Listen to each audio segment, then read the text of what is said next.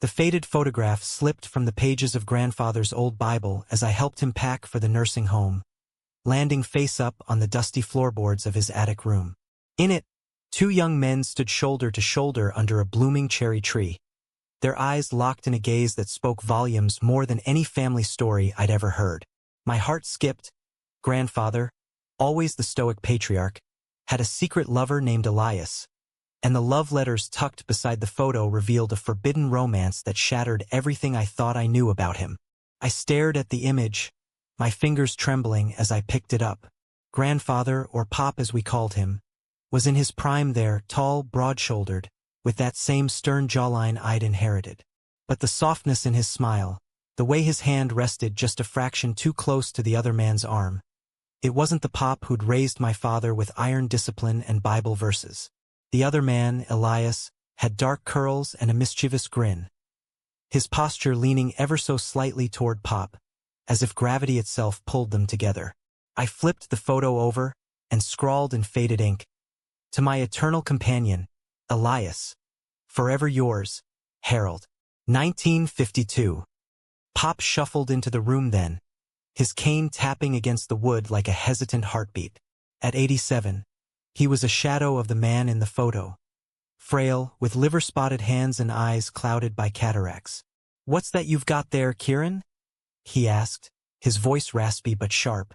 I hesitated, the letters burning in my pocket. Should I confront him? The nursing home move was tomorrow. The family was already in chaos, with Mom fretting over his medications and Dad barking orders about what to donate. But this was a bombshell. "Just some old pictures, Pop," I lied, slipping it back into the Bible. He nodded, but I caught the flicker in his eyes, a mix of relief and regret that gnawed at me all night. The next morning, as we loaded the last boxes into the van, I couldn't shake it. Our family home in suburban Chicago had always been a bastion of normalcy. Sunday dinners, Cubs games on TV, and Pop's stories of his army days in Korea. He'd married Grandma in 55, raised 3 kids, built a life as a factory foreman. Gay? It didn't compute. Not in our conservative Irish Catholic clan, where Uncle Mike still grumbled about those parades downtown. But the letters painted a different picture.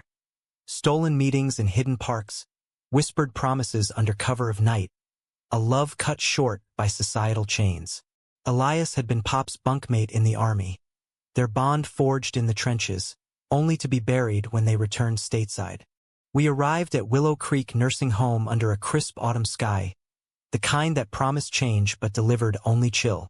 Pop gripped my arm as we walked in, his steps faltering. "This is it, then?"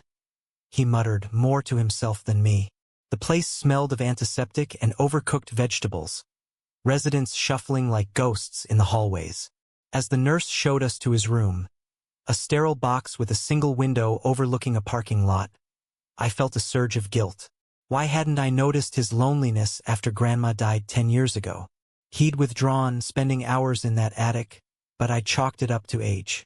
That evening, after the family left, I stayed behind. Pop sat in his new armchair, staring at the blank TV. "Pop," I began, pulling out the photo and letters. "Who was Elias?" His face drained of color, hands clenching the armrests. For a long moment, silence stretched between us, thick as fog. Then, with a sigh that seemed to carry the weight of decades, he said, "Sit down, Kieran. It's time you knew the truth." He started slowly, his voice gaining strength as memories flooded back. It was 1949 when he met Elias at basic training in Fort Benning, Georgia. Pop was 20, fresh from the Chicago streets, enlisting to escape a dead-end job. Elias was from Brooklyn, a Jewish kid with a quick wit and a love for jazz that clashed with Pop's classical tastes. "We were opposites," Pop said, a faint smile creasing his lips. But in the barracks, under those harsh lights, something clicked. It wasn't just friendship, it was more. Their first real connection came during a grueling night march. Elias twisted his ankle, and Pop carried him the last mile, their breaths sinking in the darkness. From then on, they were inseparable, sharing cigarettes and dreams of life after the war. But the army was no place for tenderness. Whispers of queers getting dishonorably discharged hung like threats. They kept it hidden, stolen glances in the mess hall, notes passed under pillows. When Korea erupted in '50, they shipped out together. The front lines were hell. Freezing winters, relentless artillery. Elias saved Pop's life once, pulling him from a collapsing foxhole amid gunfire. In those moments, Pop whispered, "Love isn't poetry, it's survival." They vowed to build a life back home, but reality crashed in upon discharge in '53. McCarthy's witch hunts loomed, labeling anything deviant as communist sympathy. Pop's family expected him to marry, settle down. Elias's parents arranged a match with a nice girl from the synagogue. "I chose safety," Pop admitted, his eyes welling. "Broke his heart, and mine. Married your grandmother in '55. She was kind, Kieran. We had a good life, your dad and aunts. But Elias, he never forgave me." I listened, my world tilting. This wasn't the hero Pop from family lore, the one who'd stormed hills and built empires. This was a man torn by fear, by a society that branded love like his as sin. "Did you ever see him again?" I asked. Pop nodded. "Once, in '68. He was married too, with kids. We met in a diner, talked for hours. But it was goodbye." As night fell, Pop grew tired, but his confession lingered. I drove home in a daze, the letters in my glove compartment like forbidden artifacts. How could I reconcile this with the grandfather who'd taught me to fish, who'd preached family values? And what about Dad, rigid, traditional, would knowing destroy him? The next day, I returned to Willow Creek, my mind racing. Pop was in the common room, chatting with another resident, a spry woman named Rita. But his eyes lit when he saw me. "Back so soon?" he teased. Pulled him aside. "Pop, why hide this all these years? Grandma, did she know?" He shook his head. "Suspected, maybe, but we never spoke of it. Times were different, Kieran. Stonewall hadn't happened yet. Coming out meant losing everything. Job, family, respect." His voice cracked. "I regret it every day, but I protected what I had." Our conversations became daily rituals. I'd sneak in after work, listening to tales of Elias. Their jazz nights and soul on rare leave, the letters smuggled through friends. Pop's face would light up, shedding years.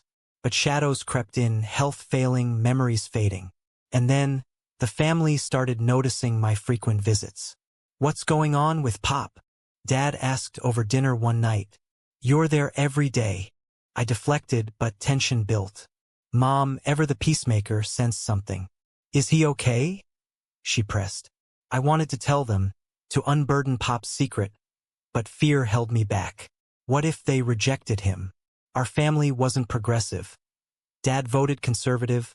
Uncle Mike spouted homophobic jokes at holidays.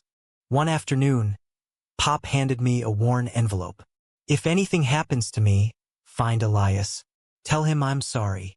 Inside was an address in New York. My pulse quickened. Elias, alive? At 70-something, possibly. "Pop, why not tell him yourself?" He shrugged. "Too late. Too much water under the bridge." That sparked my decision. I booked a flight to New York, lying to work about a conference. The address led to a brownstone in Brooklyn, charming but weathered. Heart-pounding, I knocked. A woman answered, mid-60s, warm eyes. "Can I help you?" "I'm looking for Elias Cohen. It's about an old friend, Harold Murphy." Her face softened. "Dad passed 5 years ago. Cancer." My stomach dropped. But she invited me in, introducing herself as Sarah. Over tea, she shared stories.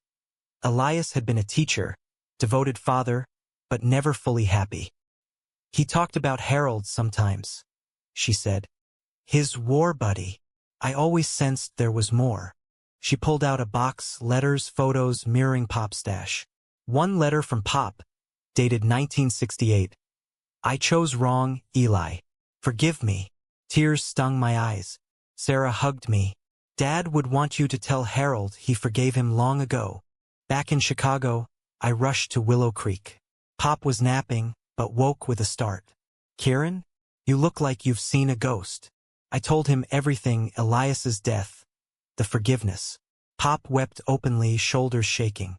"Thank you," he whispered. "I can go in peace now." But peace was short-lived. That night, Dad called. "Mom found some letters in your car." "What the hell is this about Pop being queer?" His voice thundered. Confrontation loomed. The family meeting erupted like a storm in our living room the next evening. Dad paced, face red, clutching the letters I'd carelessly left in my glove box. Mom sat rigid on the couch, twisting her wedding ring. My sister, Lena, flew in from Boston, her liberal arts degree making her the wild card. "Explain this, Kieran," Dad demanded. "Is Pop gay?" "And you knew?" I nodded, voice steady despite the knot in my gut. "He loved Elias. It was real, Dad. But he hid it for us, for the family." Dad exploded. "For the family? This is bullshit. Pop was a man's man, army vet, provider. This tarnishes everything." Mom gasped. John language, but her eyes betrayed hurt, confusion. Lena jumped in. "Dad, it's 2026. People are who they are. Pop lived in a time when being gay meant ruin." Dad whirled on her. "Don't lecture me, Missy. I grew up with him, church every Sunday, no nonsense. If this is true, why hide it? Unless he knew it was wrong." The argument spiraled. Dad accused Pop of deceit, of betraying Grandma. "She deserved better," he shouted. Mom wept quietly. Did she know? All those years. I defended Pop, recounting his stories, the fear, the sacrifices. "He chose us over happiness. That's love, Dad." But Dad stormed out, slamming the door. The fallout rippled. Uncle Mike, when told, called it disgusting propaganda. Aunts whispered about family shame. Even at work, I felt isolated, questioning if sharing was right. But Pop, when I visited, seemed lighter. "Let them rage," he said. "I've carried this too long." Weeks passed in tense silence. Dad avoided Willow Creek. Mom visited alone, her smiles forced. Lena and I rallied, researching LGBTQ+ history to educate. "Stonewall, Dad, the riots in '69 changed everything, but too late for Pop." Lena argued over coffee. Dad grumbled, but listened. Then, Pop's health plummeted. "A stroke," doctors said. We gathered at his bedside, machines beeping like accusations. Dad hovered, conflicted. "Pop," he whispered, taking his hand. "Kieran told me about Elias." Pop's eyes fluttered open. "John, I'm sorry. I loved your mother. But Elias, he was my heart." Dad's face crumpled. "Why didn't you tell me?" Pop squeezed his hand. "Fear. But you're better than that era.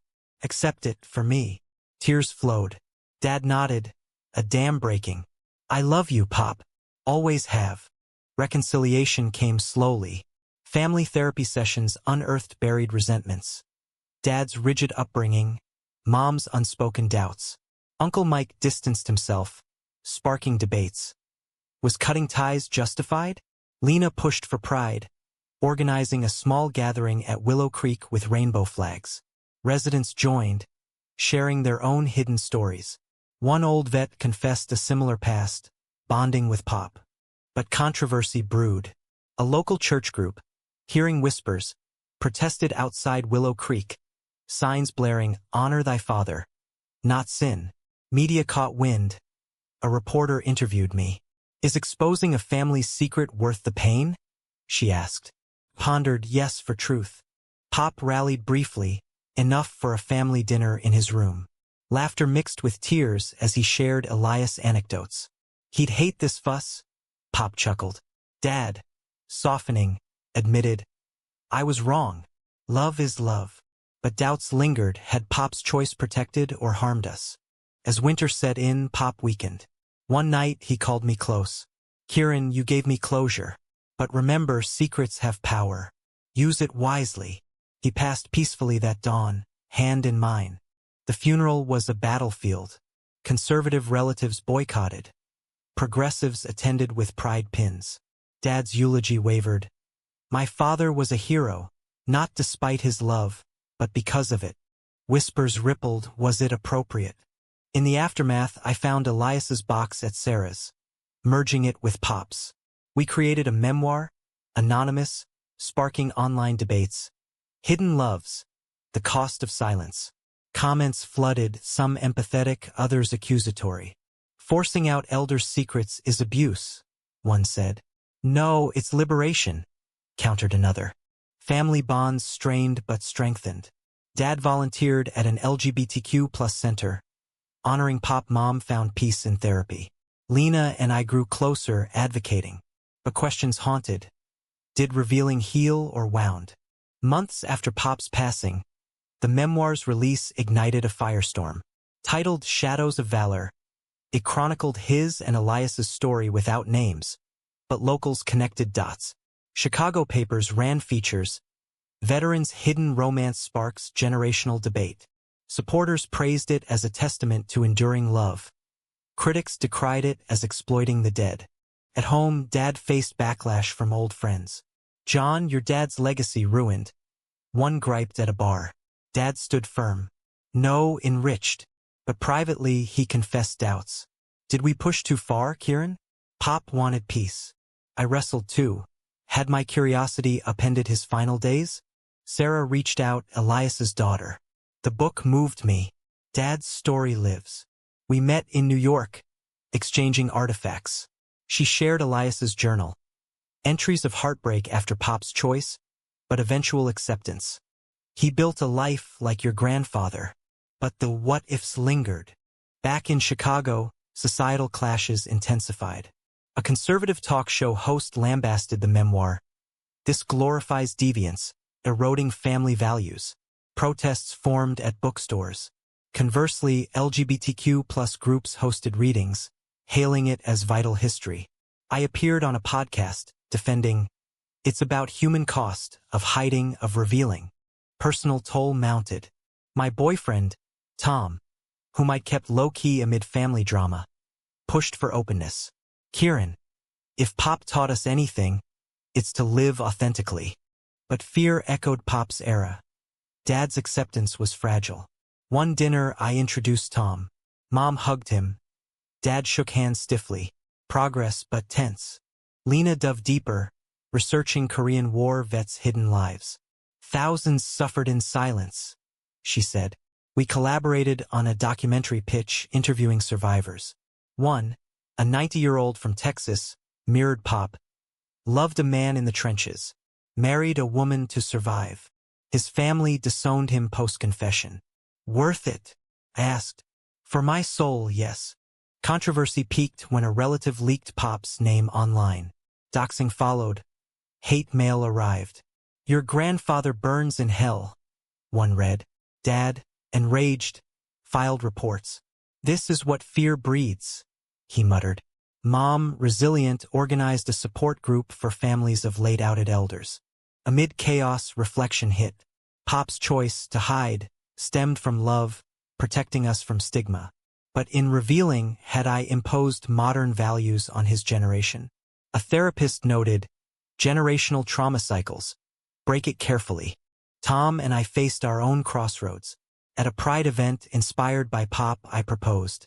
Let's not hide, I said. He accepted, ring glinting under festival lights. Family attended the engagement party. Dad toasted awkwardly, but sincerely. Yet, ripples continued. Uncle Mike reconciled partially, admitting, times change, but others severed ties, labeling us agenda pushers. Social media debates raged. Outing the dead ethical? As spring bloomed, we visited Pop's grave, Elias's photo beside flowers.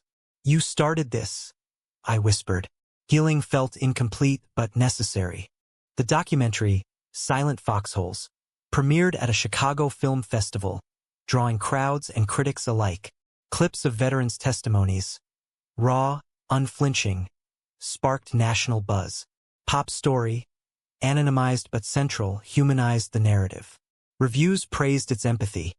Detractors called it revisionist history. Post-screening, a panel erupted in debate.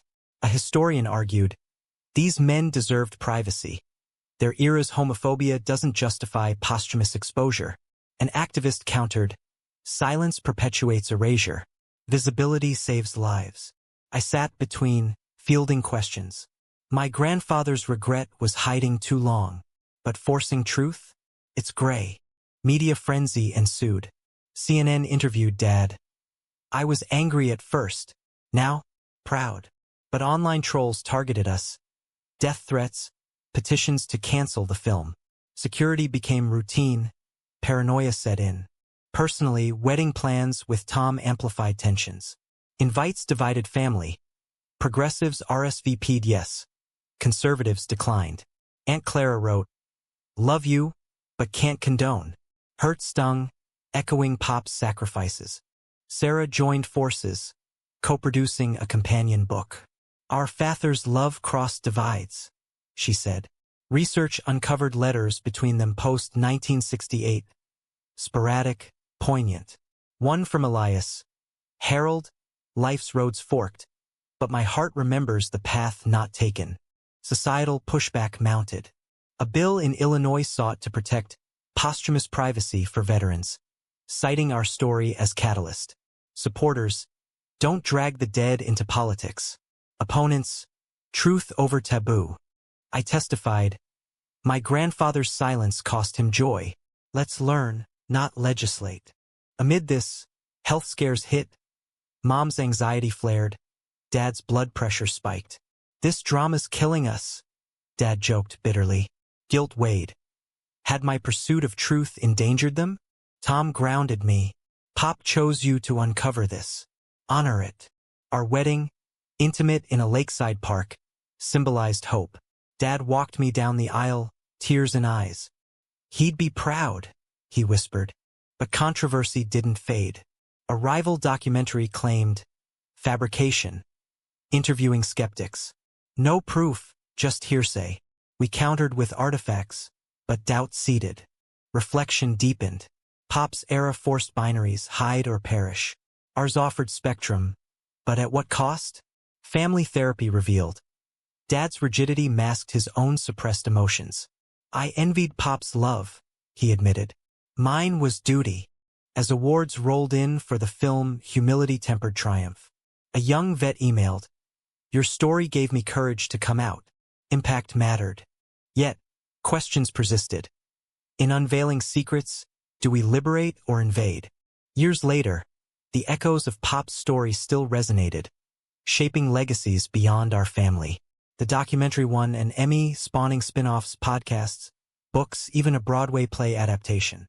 Hidden Hearts toured nationally, actors portraying Pop and Elias with raw intensity. Audiences wept.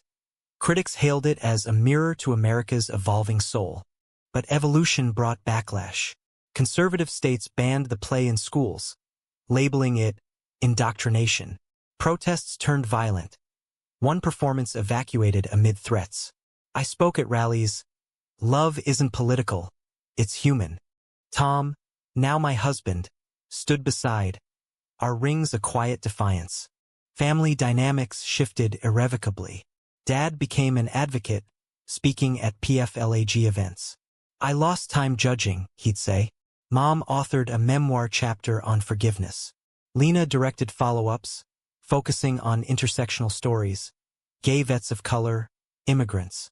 Sarah and I formed a foundation, Echoes of Elias and Harold, funding LGBTQ plus elder care.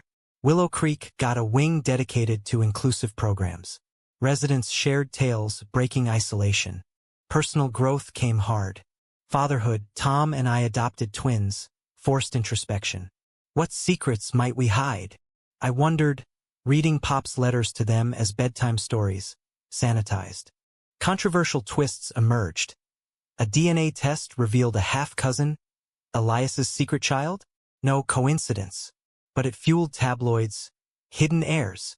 We debunked, but sensationalism persisted. Global reach surprised. Translations spread to Europe, Asia, resonating where LGBTQ plus rights lagged. A Korean War memorial included a subtle nod to unsung bonds. Yet, ethical debates endured.